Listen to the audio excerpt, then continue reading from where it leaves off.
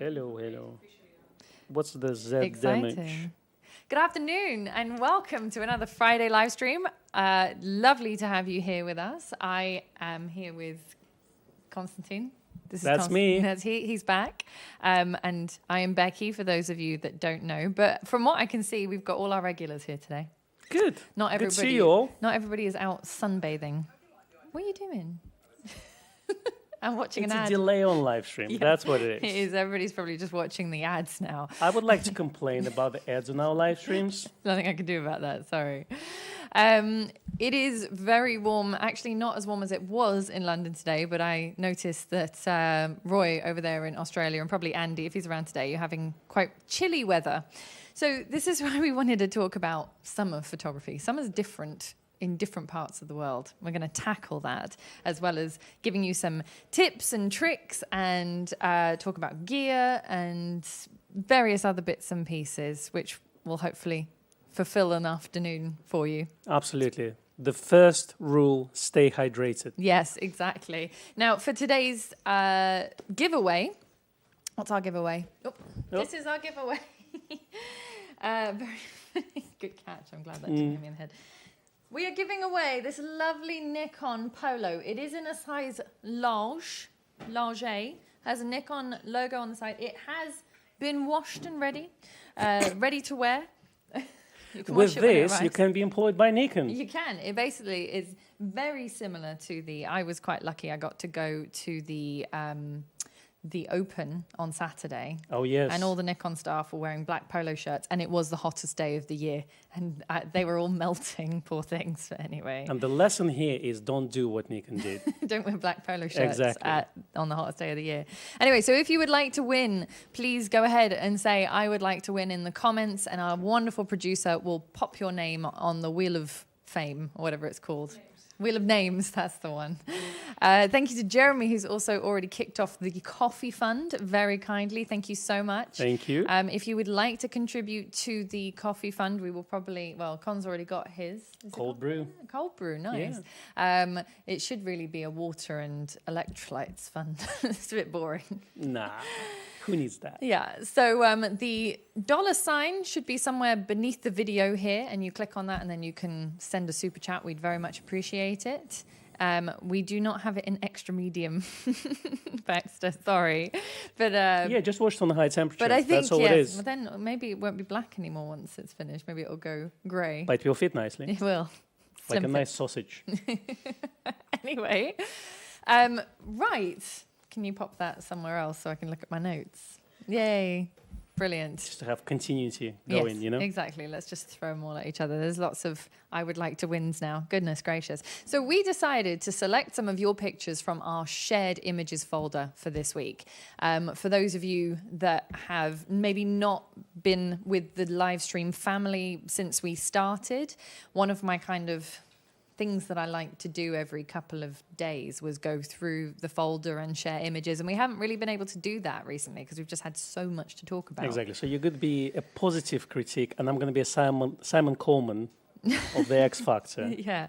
Yeah. Yeah. Sure. Shall we have two buttons like, No okay. buttons. We don't do buttons. Only good vibes in here. Only good vibes, exactly. We are going to talk a little bit about some of these pictures that we've selected. And good waves as well. And good waves as well. I'm going to show you the first one. Now, summer, when you think summer, do you not think beach, sea, sand, sky? Sitting here at Grace. Dreaming of the beach. But I thought, you know what? Not everyone is going to be able to get to the beach this year. No. And if they do, it's probably going to be jam-packed. We were at Whitstable on Sunday. Yes. And I found out from an acquaintance that Whitstable is incredibly not a good place to go at the moment. I found out after I'd been. It took us 3.5 hours to arrive there, which should normally be a 1.5 hour ride. Yeah. And then trying to find Constantine. Well, I could complain. Trying to find a parking space. Then you get to the beach, the 4G, 5G just doesn't work. So you can't reach each other. You can't and find there's too each many other. people. Yeah. I wanted to just like murder you by the time I found you. And me 3.5 hours driving I with a know, dog. And I'd been walking for like 4.5 hours anyway. So great times. So some of you might want to skip out on that. And if you do, I don't blame you. You might not be planning to go to the beach this year. And that's entirely fair enough. So we're not going to just talk about that. But I thought first up for our first picture today, we're going to talk about this lovely shot, which is by David Aldenweb. Isn't it great? I love it. Beautiful. And one thing that I really liked was actually because Mike, who's another regular of ours, made a little comment. And sorry, it's not by David. It was commented by David. It's by Mike. Get it right, Becky. Get it right. Mike took this picture. David said, I love the fact that you kind of put this together and the black and white and the backlighting and stuff. And that was what really got me, because then Mike said, oh, well, that's kind of like, that was quite opportune. Essentially, shooting into the sun blew out most of the color, so decided black and white was the best option. I wanted to capture the surf being cut through and was lucky that the second surfer was in shot too. Yeah, it's just such a nice composition. Yeah, and it's, sometimes it's a little bit down to luck and opportune moments, but it's so well done because you get that wonderful kind of both rule of thirds and the other one that I can't remember the name of right now. Yeah, and just look at those drops that are backlit with the sun. It's just amazing. It's lovely. So the reason that I brought that one up first, and sorry, Mike, for mixing it round, getting you the wrong way round, was because that is maybe not a stereotypical shot that you would take at the beach, but because we don't always have windsurfers and stuff like that. But I personally prefer those kind of action shots at the beach, or something a little bit different to just, here's some sand and here's the sea. And I got loads of those pictures on Sunday, and they Here's were really the back of the person looking on the sea. Yeah, exactly. Very kind of, we've all done that. Exactly. Nothing wrong with that. But I'm thinking, like, how could we mix it up a bit? How could we make it a little bit more exciting? So taking a leaf out of Mike's book there, if you've got blown out highlights because the sun is just too harsh. Also, that's another thing about photographing on the beach, don't you think? Sometimes it's just too bright. You can't see what you're doing. That's true. But for this particular shot, which is action shot, it actually helps because then you get very fast shutter speed. So you can freeze the subject in the motion and get all those little drops frozen as well. So actually, it's kind of a benefit of that. But of course, when you photographing waves and just the sea, it's always difficult to get the light correct because you get all the reflections from the water, isn't it? Exactly. And for those of you who are film photographers, so on that day, on Sunday, when we were in Whitstable, I took my FM3A as well, and I just shot with a wide angle, a 28mm, but I had 160 film. So I had Kodak Portra 160. And even then, I felt like it was too bright. That's true. I shot with 100 ISO Kodak and 160. And that as well, I felt that I had to stop it down to almost like f22. Yeah, exactly. So it was a little bit of a struggle there. You know what, I'm streaming from my phone and it's still juddery. I can see it. Anyway, we're gonna fix this.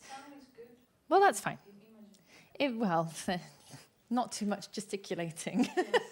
It wouldn't be a great stream without any obstacles, and compression. Yeah, John, it's not just you. Unfortunately, the connection is a bit sticky. And I'm actually streaming from my phone, which is now nuclear hot, but is on 5G. So I'm not entirely sure.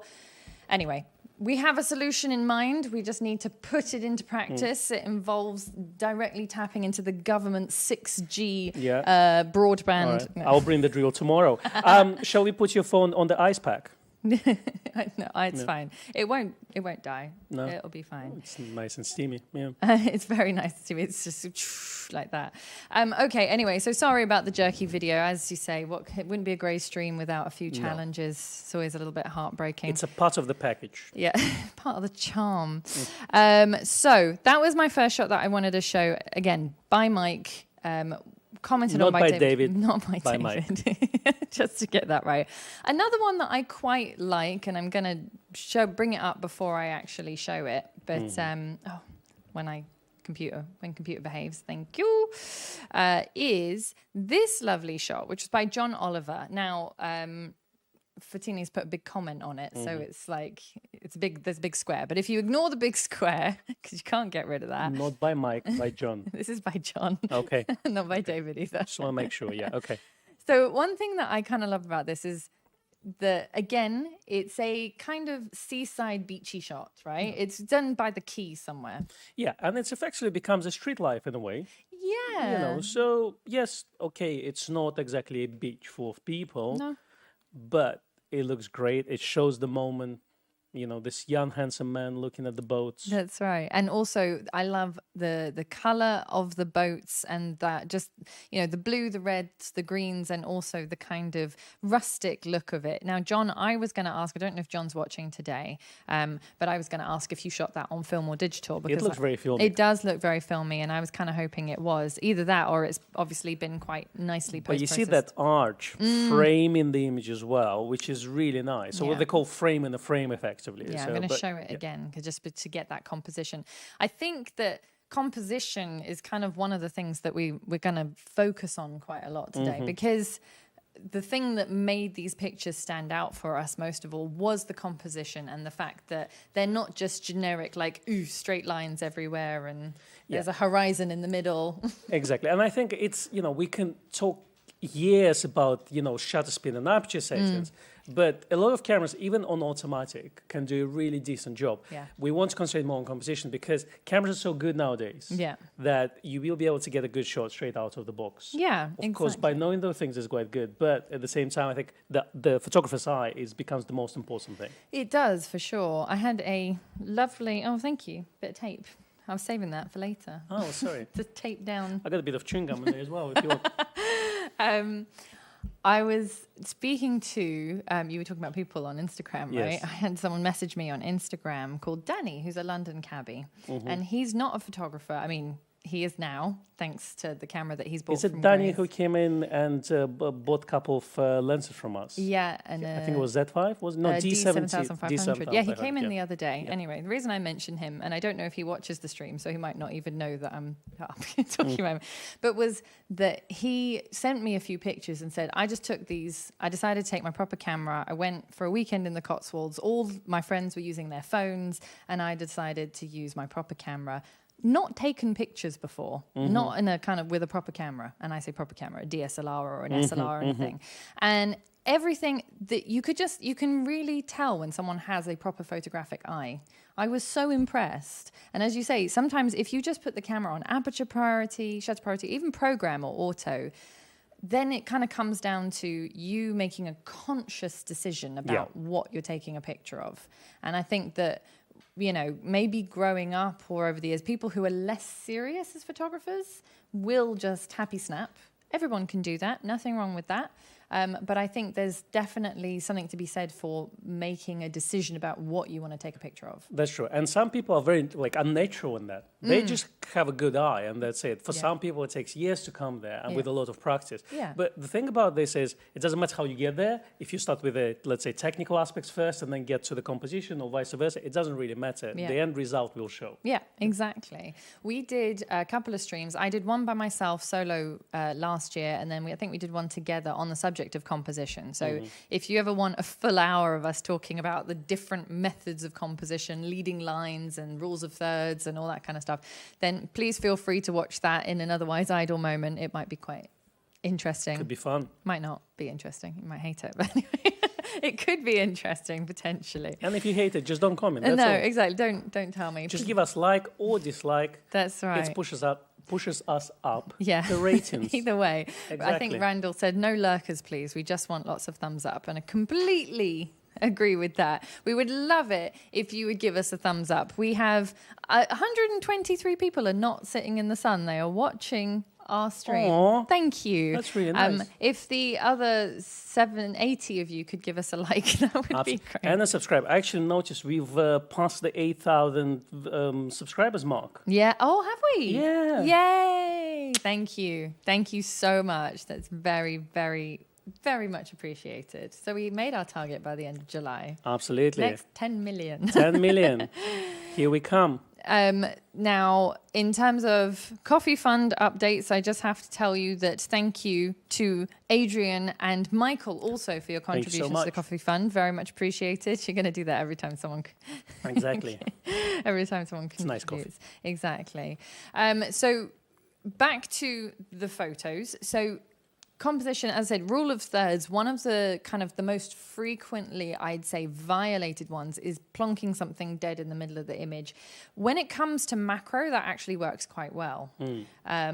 Doesn't always, but most of the time works quite well. But when it comes to landscape, it makes things very, very dull. So if you're thinking of going for a little retreat and you're thinking, I just want to take a picture of this scene, just think about putting your subject in the thirds of the frame. You've even got, on most of the Nikon cameras, both Zs and DSLRs, the ability to put a grid screen up, either in live view or through the viewfinder.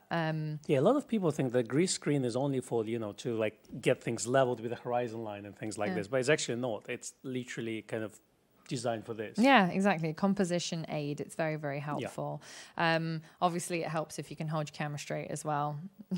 I can't. But, in this day and age, you can always, tilt it a couple of angles. It's fine. You know. Yeah, exactly. So then next up, we have this. Now, this is an interesting shot I'm going to put up here. I have to remember who this is by now. Oh, I'm going to find it. Where is it? It could be anywhere. It could be anywhere. It is by... Oh, that's confusing. Martin. It's by Martin Steele, who may or may not be watching today, but popped in the other day to buy a lens. So hello, Martin. Nice. I reckon this is possibly in Italy, just because I know that he goes there. But as you say, it could be anywhere. And I love that kind of... It's almost like a starburst filter effect, but it's not. It's actually just the flare of the lens and using that to one's advantage. So that's quite stopped down, I guess. Yeah. Because otherwise you wouldn't get this effect. No, exactly. And this is an interesting thing about these kind of travel images, is that you could take that picture and just go, boop, there's the statue. Very exciting, or not. Whereas what Martin's done here is kind of use the advantage of the sun shining towards him and shooting into the sun, which we don't necessarily recommend all the time. Yeah, I hope he didn't burn the hole in the sensor while taking the shot. Sorry, I accidentally... No, I don't think so. Hopefully it wasn't a long exposure. I doubt it somehow. But also just the kind of the angle of the statue and the sun coming in. And so I think that's all worked. Again, really... he could just take a picture of the sun by itself, but he decided, but he decided to use the monument, know. So, and again, it's an interesting framing, isn't it? Yeah, exactly. So I thought that was very, very clever. And it's a little bit like making the picture. Making the picture isn't just like, okay, you stand there and you stand there, boom, snap, or whatever. It's actually putting some kind of... No, you normally say, you don't move. You don't move. Hold on. Now let me put the film in. Yeah. And then you take the shot. Yeah, let me line it up with my waist level finder. Exactly. You got to know your steps. Metering. This is why when I take my film cameras out with the family, I have to use a camera that has a built-in meter usually, because they have zero patience for me going like, okay, I'm just going to get a reading. All right, you stay. Okay, good. Excellent. Well, on that trip on Sunday, I brought my light meter with me. How did that and I go? thought I'm going to use it. And then, literally after the second shot, I'm like, no, I just don't have time for this. Let's just meter and just, do a bit of overexposure for the film, and that's it. And that was it. Yeah. God. Whereas I used the FM3A, and that does have a meter in it, which is generally very good. It also has aperture priority, but I will say that with film cameras that have aperture priority in them, you have to be so aware of what your scene is composed of, because if you are pointing towards a light source, but what you actually want to be exposed is your subject, then you actually have to compensate for that. The beauty of the FM3A is that it obviously has exposure compensation. And I can usually, in my head, work out, okay, he's, 2 stops in the dark. But that's the problem, isn't it? Because you basically need to decide, am I measuring for highlights or midtones or shadows? And normally with film, you would either measure for midtones or shadows. Yeah. So, because obviously film can handle the overexposure much better than digital. And that's the problem at some point. So I feel like I have a Sekonic L308, which is the basic light meter. So I'm now thinking of upgrading to a proper spot metering, so the one you look through. I think it's Sekonic L508. Because of a situation like this. Right. You're not 100% sure, especially on a bright sunny day. Yeah. Where do you expose? Yeah. It's true. I did one shot in the pavilion at the Open, and there was this beautiful arrangement of sunflowers on the table, and then stark sunlight in the background. And I knew that the camera, can I just tell you this little as a side? I would go in and they'd be like, oh, is that a ZFC? I'm like, yes. That's what it is. I said, yeah, I managed to get a ZFC early. Okay. And then people would look and they go, it's a film camera. Yes. Okay, I found the images of some model shoots for some clothes brand, and it was way before ZFC announcement. Yeah. And they basically shooting with FM2, and there's a picture of like a girl and a guy looking at the back of the camera, and it is FM2. Yeah. You know. And they're just like, oh, retro style. That's really hilarious. I was like, oh, that didn't age well, with ZFC announcement. No, exactly. Anyway, so I was shooting this kind of flower arrangement with the backlit windows and thinking, okay, what is the best scenario here? Because the camera isn't, even with sort of center weight metering, is not going to be able to work it out with that high contrast light. So obviously I just whacked on the exposure compensation. It was still a little bit underexposed by the time I got the negs back, but it did surprisingly well just by intentionally overexposing by 2 stops. So, as you say, film handles highlights much better than digital. The thing is, with digital, you kind of generally, as long as you didn't overexpose, you should be fine because there's so much information in the shadows. With film, it's completely the opposite. Generally, highlights can be way overexposed and still maintain the details. It's the shadows where you normally lose the details. Yeah, exactly. And a lot of film, it depends on the film stock, but some has more latitude than others, so it gives you more kind of room to play. Couple of people mentioning various different bits and pieces, so I'm going to just read your comments here. So Jackie was mentioning an ND filter. Now, we were going to talk about this a little bit later, but as you brought it up, it's quite useful. So you do have different accessories that are worth taking when you go on holiday, particularly if you're going to go somewhere sunny. Circular polarizer, I would say, is very, very, very useful, regardless of whether you're going to do anything, blue skies. And especially on the seaside, it helps to reduce the reflections from the waves as well. Yeah. You know what I did? I brought the 14 to 30 and I brought a 77mm polarizer and then realized, and then realized the 14 to 30 is an 82mm. You could literally hold it in front of the lens and hopefully, and just crop, I could have tried that. I didn't bother. I was like, okay, well, that's going back in the bag. Never mind. Luckily, the shots came out fine anyway, but I just thought, well, I made all the mistakes that day. Couldn't find each other, walked for hours, dehydrated. Wrong polarizer. Time to drive back home for 2 hours. That's right. Yep. 2-hour drive home. Anyway, so Jackie, a polarizer would be great if you're shooting pretty much anywhere that's quite sunny, even when you go skiing and things like that, and it's not the season for that. But polarizer is fantastic because what they essentially do is make blue skies bluer. They kind of take off that edge of glare, and they also eliminate reflections, don't they? Absolutely. And then ND filters, you obviously got different stops. So if you're into portraiture, then you should use maybe 1-2 stops, something like this, because then it will allow you to use wide aperture, so to get the bokeh, etc., in depth of field, shallow depth of field.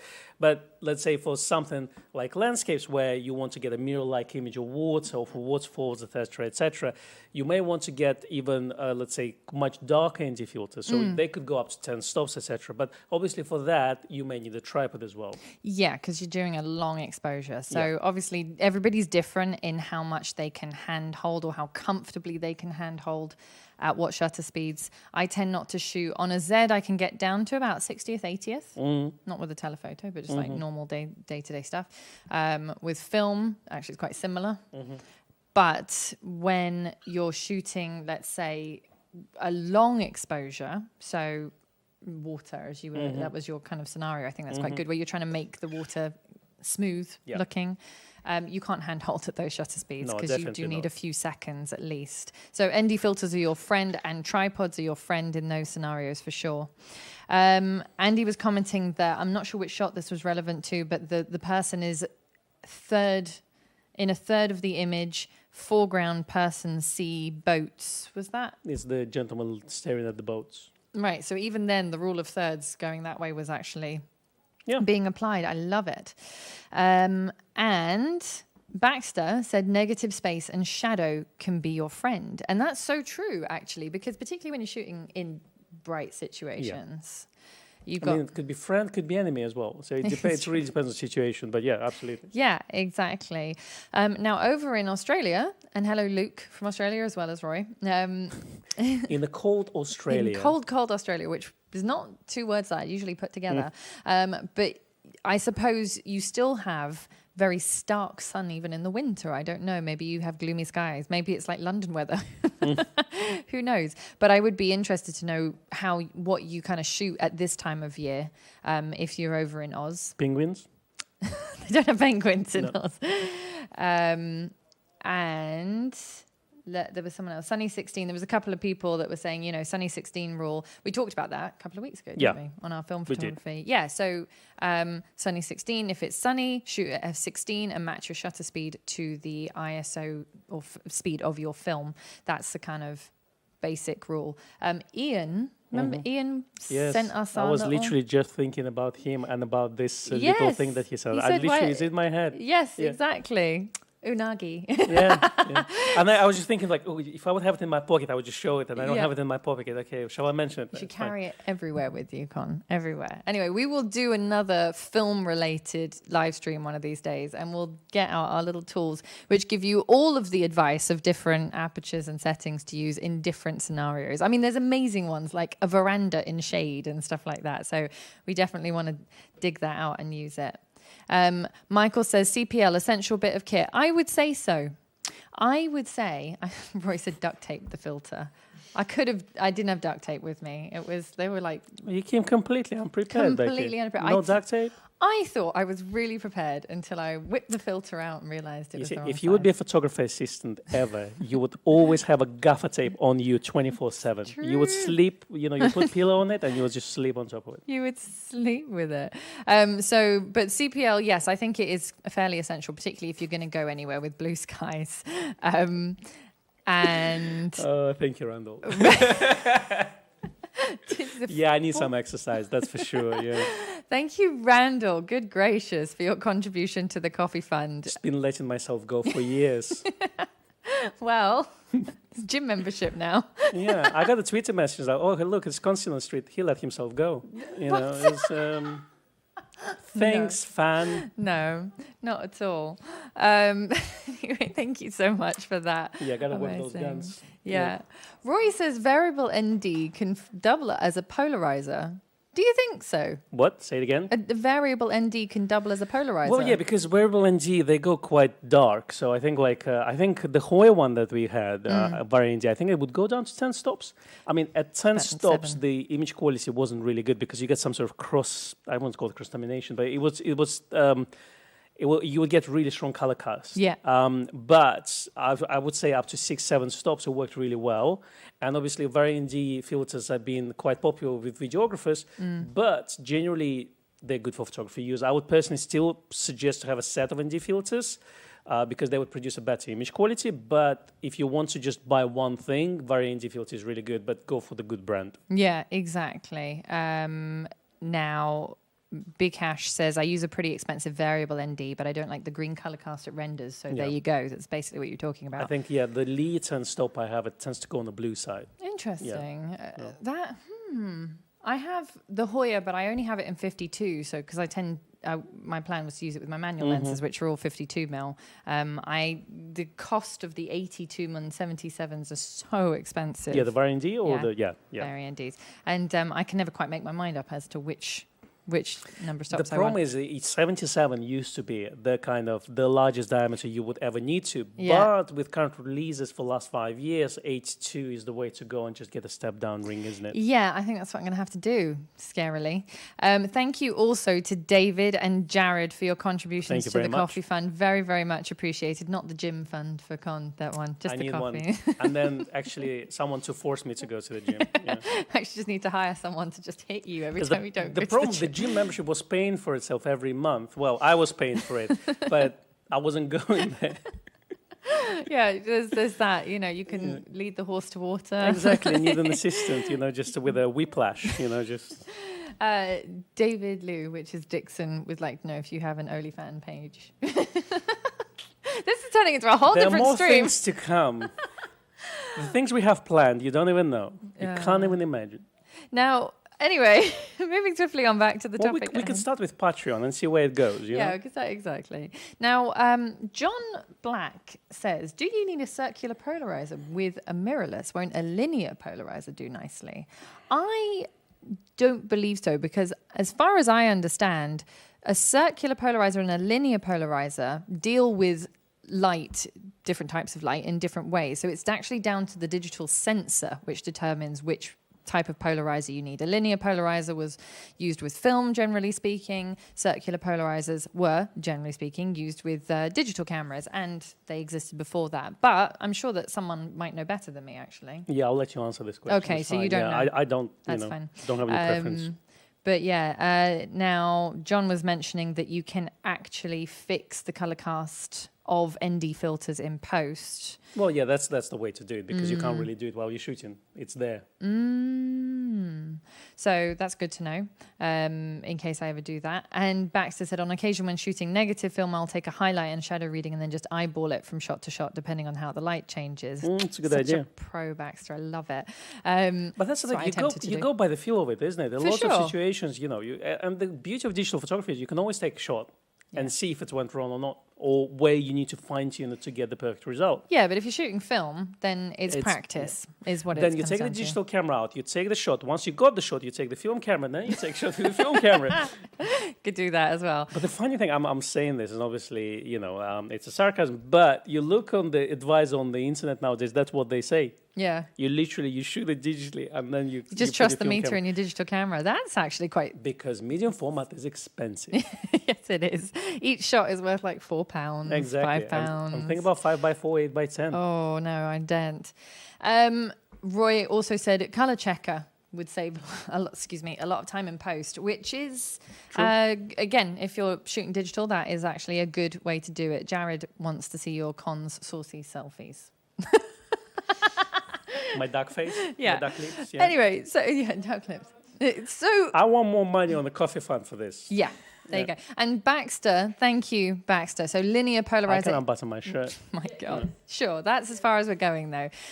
It is quite hot in here today. Next week, when I do my own stream. It's going to be a whole different stream because I'm going to be away. So Baxter explained the linear polarizer interferes with the autofocus. Thanks, Baxter, for clarifying that, whereas the CPL doesn't. I have seen that linear polarizers also create a kind of a streak because they're not actually circular polarizing light. So there we go. But yes, the focusing was compromised, and that was one of the reasons why. Now try to shoot with a circular polarizing filter on a rangefinder camera where you can't see what's happening within the lens. I have no idea what's going on. John says, or if it all goes wrong, you call it art. Yes, you can do that as well. It's like it was calculated. It was intentional. I love that. To be, yeah. So I wanted to show another picture. Now this one is... we have some pictures. We have some pictures to share. It's not all about you today. No. So it's next week. Next week it's all about you. This is by Eves. Now these are two little sort of sparrows, I think. I would call them sparrows. We have them in our garden. And they're... I'm guessing juvenile and mummy, maybe. But the thing that I love about this is that, yes, this is perfect tiny bird season, as I call it, where all the little birds come out. And I'm quite often seen lurking and trying to take pictures of them with my 500 PF. But it could be taken anywhere in the world because we have beautiful bird life pretty much in every country. That's right. But they're difficult to shoot because they're so small and they move so fast. They move so fast. Yeah. But you know what I like about the shot as well is is actually the exposure, because it's so easy to get the shot overexposed, so you lose the details in the feather, and it's just bright enough to still maintain the detail, so around the chest. Yes.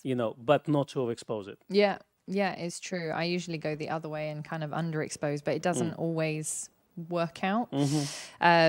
But that's also partly down to kind of limitations of shutter speed and things like that. So if, for example, let's say you were going on a trip and you knew there were going to be... Are you much of a bird photographer? Not really. Would you like to attempt a different kind of bird? I'll let you answer this question. Why did I ask that question? Next week's live stream is about bird photography. Bird photography, not the birds that you're thinking of. Anyway, I really became I never thought of myself as much of a wildlife photographer, really, on occasion. But I really enjoyed taking pictures of all the small bird life that we have down in Sussex during lockdown last year. And that's when the 500 PF became my friend. And then we did that trip to Richmond. True. And I'm no ornithologist, but I definitely do enjoy the process of trying to find different birds to take pictures of. And I loved Eves's picture there of the sparrows. Again, because quite not an uncommon bird. We have a whole family of them living at the back of our garden. But also quite difficult to photograph in a nice scenario. They're usually kind of, they're not staying still for very long. That's true. When we went to photograph butterflies, what was it, last week? Yeah. And I thought, because I was never a macro photographer really, or flower photographer, but it's obviously it takes skill to photograph things like this as well. So you can't just take a picture of a butterfly so easily. You have to think about your shutter speed, because they're flapping, their wings flapping too fast. So fast. You have to think about your depth of field. Depth of field is the hardest one, I think. Exactly. And then if you're in a closed environment, like in this butterfly area that we were, you need to think about the light. So you always have to kind of balance those things. So do you want to have more noise but greater depth of field, etc., etc.? Yeah. So that requires skill as well. And you don't think about it when you don't do this type of photography. So that was quite, challenging for me when I started, because I never thought of it. And there you are going, well, you do macro photography, I do my own thing. It's easy for you. No, you never said it was easy, but it's not. It really isn't. But I had a really good tutor. Well, the problem, I think, when you do macro, and this is not a macro talk, but inevitably, if you enjoy doing close-ups, you will probably end up doing some over the course of the summer, is the fact that the closer you get to the subject, the shallower the depth of field, right? So you kind of are always fighting between composition and maybe thinking, okay, I could crop in post and then step a bit further away, but then do I have a high enough resolution sensor to deal with that? On the Z6, I find that I can still crop a reasonable amount, but on a Z7, or a D850, I'd have so much more kind of... I'd have so many more pixels to play with, basically. Well, that was the problem as well, because we were choosing. I've got Z6. Did you have Z7 or Z6? I had Z6 Saturday. Yeah. Exactly, and then you think, well, I really need to get close to feel the frame. I can't just crop it because 24 megapixels. Let's be honest, it's not good enough for cropping. I'm just kidding. But it's always a balance, and that's where, let's say, something like Z7 would be a better choice, just because you got all this sheer amount of pixels, so you can go a little bit further away, but so you increase your depth of field. And therefore, you can take a shot and just crop it. Yeah, exactly. So that's one way around it. But the depth of field is one of the biggest challenges with butterflies, because actually the distance between sort of their antennae and their tail, like the end of them, it's got a technical name, can't remember what it is now, and the wingtips are quite far distances. So when you're doing macro, you really need to shoot at small apertures. And as you say, noise then becomes an issue. Anyway, we're going to do a whole... Oops, I just chinned the, the mic. We're going to do a whole talk on and a video review on the macros, which is coming very soon to a Grays Westminster YouTube channel near you. So watch this space on that. But macro is one of those things that you could potentially do over the summer. And in the UK at the moment, it's perfect butterfly season. It probably is in other parts of the world as well. I think it's time as well where the lavender fields are in bloom as well. Yes, so if you've got one nearby, August, exactly. we need to do that. Yeah, there's one somewhere near us. Yeah, we need to do that, absolutely. David Liu, which is Dixon, said, I need a lesson on how to shoot crows and ravens. They're a tough one because they're dark. So yeah, and they scream at you. Just unpleasant environment overall. Yeah, it's just not nice to do. I mean, I think unfortunately in those situations, because they're so dark, you kind of need to expose for them. But I've not. But then you're exposing the sky, so it's such a fine balance, isn't it? Yeah. Yeah, exactly. Roy pointed out that flash helps depth of field for macro. This is true, but in our case, we're in enclosed, controlled and regulated butterfly houses to see the exotic species. You're not allowed to use flash. Yeah, we weren't allowed, And you're not allowed to use tripods, anything. Like literally, you have to just go as you are and make it work. Actually, maybe a stupid question, but like you can't really flash the butterfly, can you? Like, would that affect the butterfly? Like, I don't actually know. I've never used flash for butterflies. Because it's quite powerful light for them. It is. And particularly if you're taking pictures of sort of endangered species or protected species, I would be inclined to say no. I suppose if you're doing shots of bees and hoverflies and stuff in your garden, then maybe that wouldn't be such an issue. But even then, sometimes I feel like 4,000th of a second is not enough to capture them. It's from my experience, let's say, like photographing babies, newborns. Yeah. Like you don't want to use flash. No. Like when they're still young and butterflies, babies. No, but like coming from my experience. Yes. So that's you don't want to use flash. Yeah. Or if you use flash, you want to bounce it. You don't want to have direct flash. So I assume for such tiny creatures, even like a low-powered flash is probably quite a lot. Yeah, yeah, exactly. Now with birds, so Roy said cockatoos are eating my house. So it's a great opportunity to take pictures of them, Roy. Ragnar says, birds I cheat, leave seeds and wait with the 300 mil. That's quite cool. You brine them first, Yeah. isn't it? Yeah. Dixon said that flash blinds spiders, so definitely don't use it for that. That's Poor little spiders. well. That's the thing. It's always kind of you have to be ethical. Of about course, things, absolutely. Yeah. I mean, it's great to get the shot, but at the same time, you want to be very conscious of the environment that you're shooting in, your subject. You don't want to do anything that would, as you say, be unethical. Speaking of bees, macro, etc., I wanted to see. I think that sorry, 1 second. This is where you're supposed to fill in while I'm faffing about here. This shot is by David. This is his shot. David. The David. There you go. Knew there was one coming up. Love this capture because it is a lavender. We were just talking about lavender with a little honeybee just on its way. It's like it's such a perfect focus, isn't it? Yeah. And it's flying as well, so it's really difficult to get. Yeah. So I wouldn't say it wouldn't be one shot, isn't it? There probably would be continuous high mode just to capture that. I would think so. And so this is a perfect example. This is a game in patience, shots like this, because you can't do this just by chance. I mean, I have seen people that are lucky, but no, it's not easy at all. Even when I've had, because I've got quite a lot of wildflowers in my garden intentionally for these guys. And I tend to find that even sitting in wait with a macro lens, you can still not get it. It's very easy to not get the money shot, if you like. From my 30 minutes experience with butterflies, on a minute 29, I found that, I'm just going to focus on this flower, and I know they're going to come over there. Yeah. So I'm just going to wait for it to land, and I take a shot. And it worked really well. Did it? Yeah. That's impressive. Game of patience. So there you go. So that was lovely from David there. Just to give you a couple more examples of shots that you can take. This is a lovely landscape shot by Brian. Now, one of the things that I love about this is the layers. It looks like a painting. Yeah. Almost. And this is in India. So, okay, maybe us in the UK won't be traveling there anytime soon. What do you call them? Pantons? So the colors, the Pantone. color swatches? Yeah, those exactly. So it's kind of like this lovely dusky Pantone of purple. And it's just really nicely put together. Beautiful. Thing and well thought out. And you can also, the thing that often gets you that kind of shot is actually a telephoto lens. True. More often than a landscape and lens. you can see that was a telephoto because you can see that compression that's coming in. Yeah, exactly. So you get that with those, which is great. Next up, definitely one of my favorites. I have to find out who it's from, though, so you can just bear with me a minute. Oh, my gosh, this is also David. Yay. There were some shots by David. I wasn't going mental. So here we go. So this is a shot of, I think he said, Catriona is what it's called, Catriona in the desert.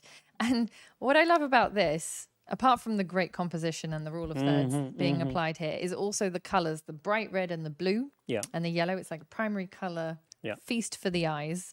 But also the fact that this is the kind of shot that you could potentially take with a family member while you're away. I could take that in Canberra Sands. They've got those sandy dunes.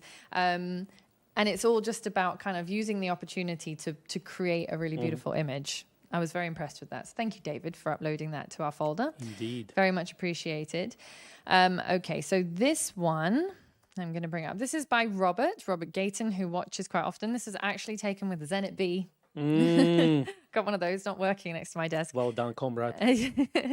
And I love the colors. I love the fact that it gives you that very definite film feel. Yeah, can you feel the communism coming through the colors? Ridiculous.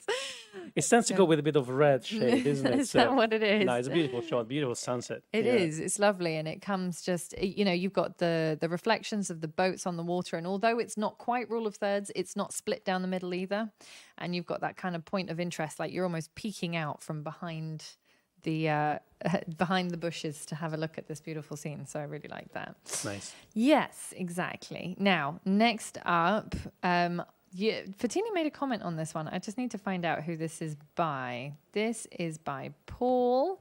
Was it Delos? Was it Delos? Delos. What's it? Is it the name of the place? Yeah, it was apparently the island where it Leto gave birth to Apollo and Artemis. Oh. And Delos means the one that appears, because apparently Zeus made this island appear because Leto was hunted by Hera. Yeah. So he just created a piece of land for her to give birth. That's right. I remember that story. Nice. So this is lovely. Again, we've got kind of right. Okay.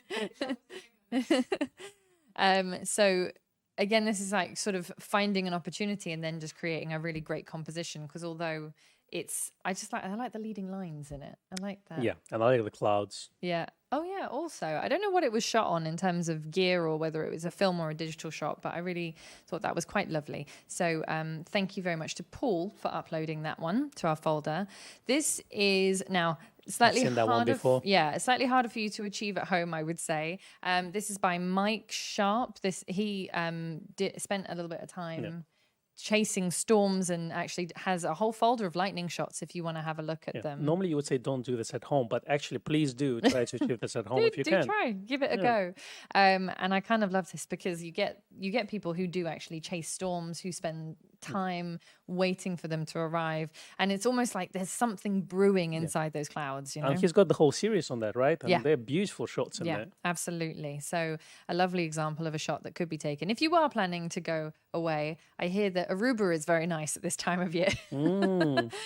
Coffee fun. Yeah, exactly. This one is by David. Again, another little wild bird. Great composition as well. And this is with the 300 PF with the teleconverter 1.4 and the Z7. Nice portable setup. Yeah, exactly.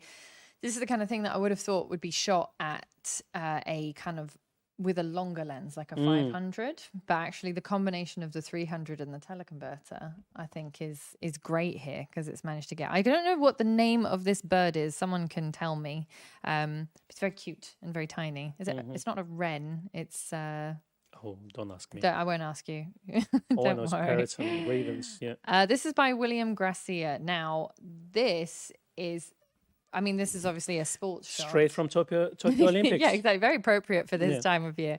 But the reason that we included this one is because you may be taking pictures of people. This is how to make a picture of someone swimming look interesting, basically, I think, personally. Do you think he's thirsty? I don't think so. I think that he's coming up for air and you've got the water rippling off him, and it's obviously shot at a very fast shutter speed. I really enjoyed that. And it's good because it requires different technique from, let's say, a macro shot. Yeah, exactly. So it's kind of giving you a bit of variety.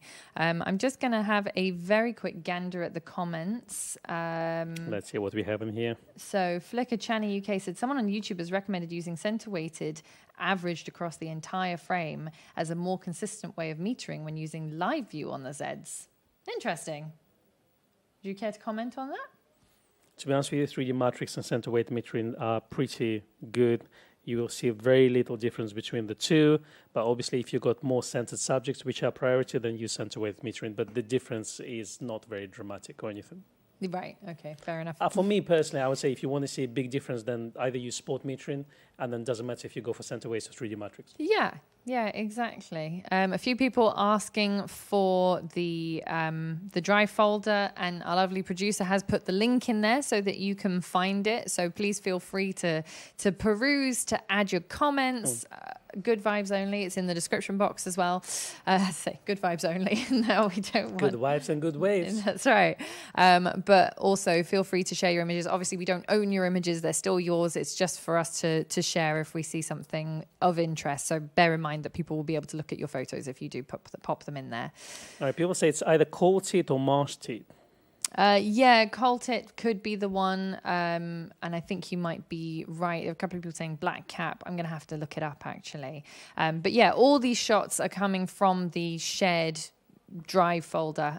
So that's where we've taken them from. So they're your photos that we're including today. David, who I believe took the shot. I can't remember who took the shot now. Said the bird is a marsh tit from a hide. Oh, no, it was David. Yes. So there you go. And Catriona is his daughter. There you go. See, this is what I like. I thought to myself, how could I... There are a couple of shots that I've taken over the years. I don't want the stereotypical pictures of my kids on the beach kind of thing. We have those. We have iPhones for that. That's true. But when you want to take a picture that years on down the line, you'll look at it and you'll go, oh, that was such a great trip, or I remember that holiday, or whatever. We've made a point of printing a selection of pictures every couple of years of the kids and kind of watching them grow. But I have a few shots of us when we went to Poole, when we went to Bournemouth and places when we were doing our staycations. We're used to doing staycations in my family, and kind of making them quite arty, similar concept to what David did there, but with the kiddies. If you've got grandkids as well, or nieces, nephews, brothers, sisters, cousins, I think the problem with digital photography, it becomes so disposable that we're just going to take 1,000 shots on this 2-day trip and we'll never look at them again. And I think if you come back to it and let's say maybe do a little album or a little book where you put them together, then it becomes more special. Yeah, exactly. So for this weekend, for example, I shot one roll of film over the 2 days, but I've got it from those 36 exposures. I mean, I liked every shot, but I've got some real keepers that are for me like, oh, this was my experience. Me looking fed up on the beach. No. I shot one roll of film as well because I left the rest of them in the fridge. Well done. Yeah. Drove 3 hours to take a few shots. And I had 10 shots instead of 36. That's right, because you shot with your medium format. Nice. Ragnar says, swim shots, love a contrasting fast versus, say, 1/15 of a second to show the flow. Yeah, there's different ways that you can do swim shots, for sure. Shutter speed is kind of the key there, depending on what you want to go for. You could, for example, do it if it's not too bright and if you've got your ISO set really low, you could do a slightly longer exposure and then you'd end up with the kind of water movement, blurry. I love intentionally blurred pictures. I think that... I tend to find if you go for ND filter, then go for go in a cloudy day because the clouds will bring a lot more mood to the image. Yeah, for sure. And Peter suggests print your work. I think that exactly, printing your pictures. It makes it the whole project or the whole trip complete once you kind of, you've edited those images. Yeah. And then you printed them or made a book or something, then it becomes a complete project because we tend to leave our photography for years and then we come back 5 years later and suddenly we have to go, instead of, let's say, 1,000 images, let's say for digital, let's say, we're going to have to go through 10,000 images and it becomes so easily overwhelming. Yeah. So true. I think, it's important you've gone for the trip, just do it as soon as you can. Yeah. Just kind of retouch it, whatever needs to be done, and just print it out. Exactly. And that's one of the reasons why I enjoy film. So I guess then the next question is, apart from, obviously we've got tripods, polarizers, ND filters, spare batteries are always a good idea if you're going to plan a trip. Think about the weight of things as well, because...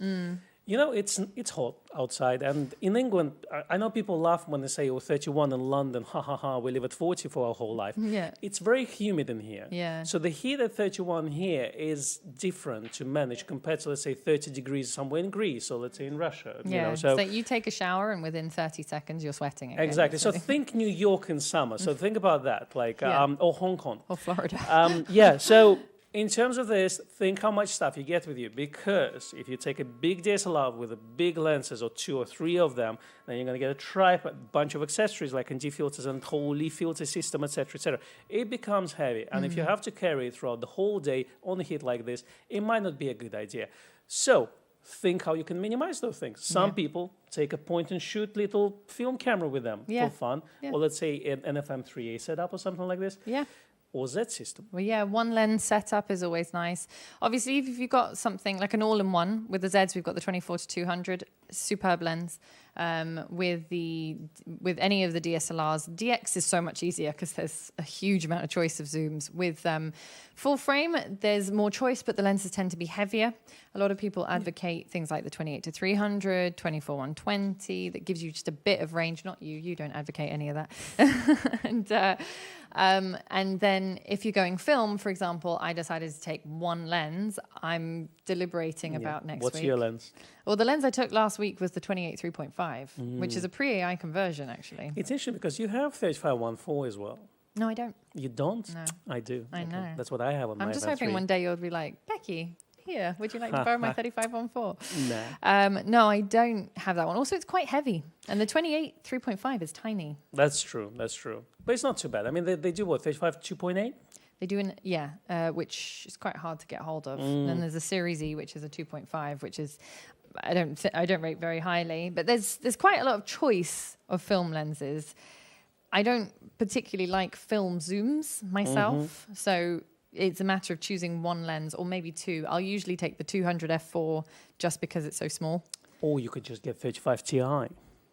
That's my next acquisition. Okay. When one turns up that is in good condition. All right, and because I'm not rich, I'm going to probably get L35AF. I'd like that one too. Because that is on my list, definitely. Yeah, I would like one of those very much so.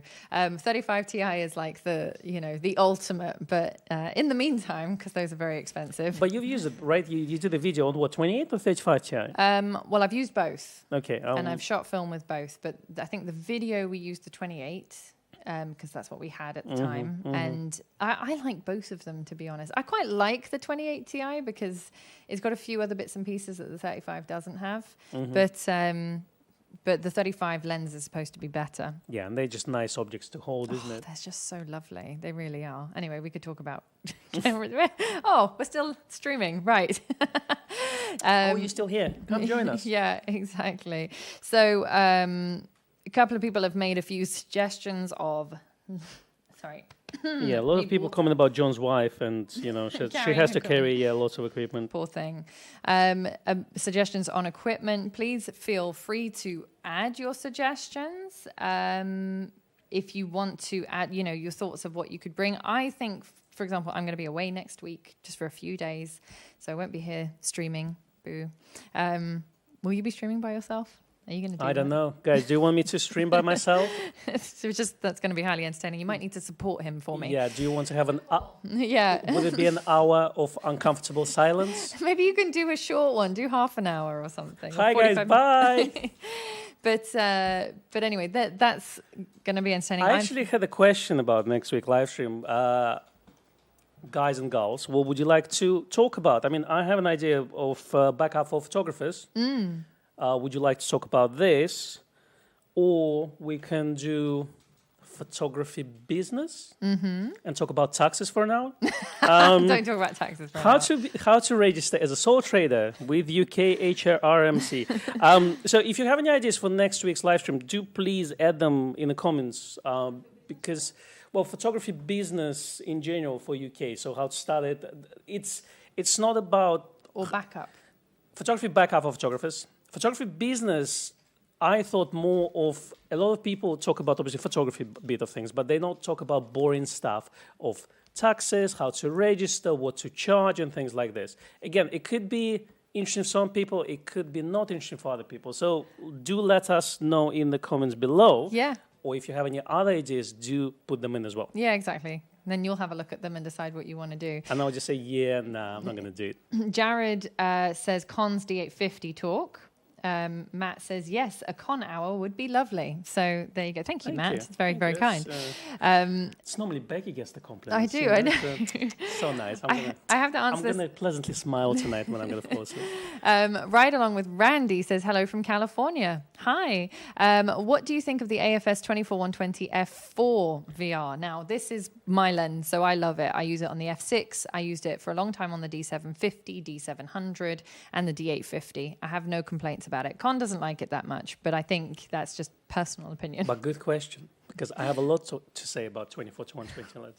It's nice. You're gonna just leave it at that. That's it. Good. I like it, and I think it's very useful. It's good. It's not at RRP, not at recommended retail price. Sure. That's my whole beef with it. Otherwise, it's absolutely fine. Yeah. So if it was a bit cheaper. Exactly. Yeah. If it's £500, which they go for secondhand, it's a fantastic value for money. Yeah. For £900, it is not. Yeah, exactly. There's a few suggestions coming through, so that's great. Don't ask Con to do anything about history of Nikon and the Olympics. Please do that on a week when I'm here. Now, I didn't get a chance to finish going through all the pictures, but we are coming up to time. So what we'll do is we will absolutely go through a few more. There were only a couple more, but we're going to go through those on another stream because there's no shortage of beautiful images in that drive folder. So next up, we are going to do our Wheel of Names. Are we ready for the Wheel of Names? Let's do that. Amazing. Wheel. I just Googled wheel. That's helpful. Oh, fantastic. All right, let me just open our thing. So our competition, can you hold up the prize for me while I'm logging in here? It might ask you for authentication in a minute. Just waiting patiently. Yes, I am Grace of Westminster. Are you sharing the screen or not No, yet? not yet. So you can. Shall I put it on? They can still see. No, don't do that. Okay, so it is the polo shirt wheel. That's good. Let's pop it onto full screen. Let's flip it over here. And ready? Boom. Spin. Spin, my pretty. And it's landed on... Oh, my gosh. It landed on Austin. Didn't he win? He won last week. I swear. Lucky you. Well done. Do we have another one? We do have another. Okay. But it's not large. It's in medium, I think. It's okay. All right, we have a medium one to give away, so we're going to do a second one. I'm doing a second one because we that, feel generous today. well, because it just seems like that is for Ronald. There you go. Well done. So we got Did two Ronald win winners. before? No. Good news. Okay. I swear that wheel is like, it has its preferences. It's like, oh, I picked you before. Okay, so we have medium and large. So guys, if you, well, obviously who won, email us your size and hopefully one person wants medium and one person wants large. Fingers crossed. And if you're both really easy, then we'll just, blindfold ourselves and send one out to each of you. So Ronald and Austin, I have your address. So that's fine. I'll get that sent out to you. Medium. Oh, yeah, sorry, Ronald, please email. I'm like, medium. Why are we saying the word medium? Email at media@graceofwestminster.co.uk. media@graceofwestminster.co.uk is what you just said. It's iced coffee time. Did you just say medium@graceofwestminster.co.uk? I don't know what I said. Anyway, very, very well done to you for winning. Thank you so much, everyone, for joining us today, for your tips, your tricks, your ideas, your contributions. I absolutely love it.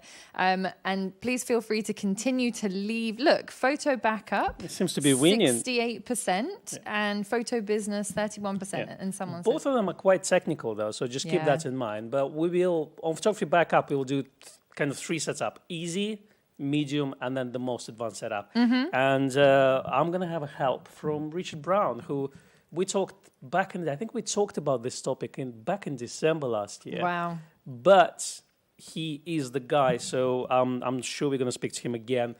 But I think it's the topic that a lot of people need to know about. I will probably have to watch that one because I need it too. Anyway, thank you. Yes, I will be away just for a few days next week. Thank you so much, everyone, for your well wishes. Have a wonderful weekend all, and we will see you. Well, the podcast will be out next week, won't it? So, podcast on Wednesday and then live stream on Friday. Nice. Have a wonderful weekend, everyone. Thank you very much. Bye. Bye.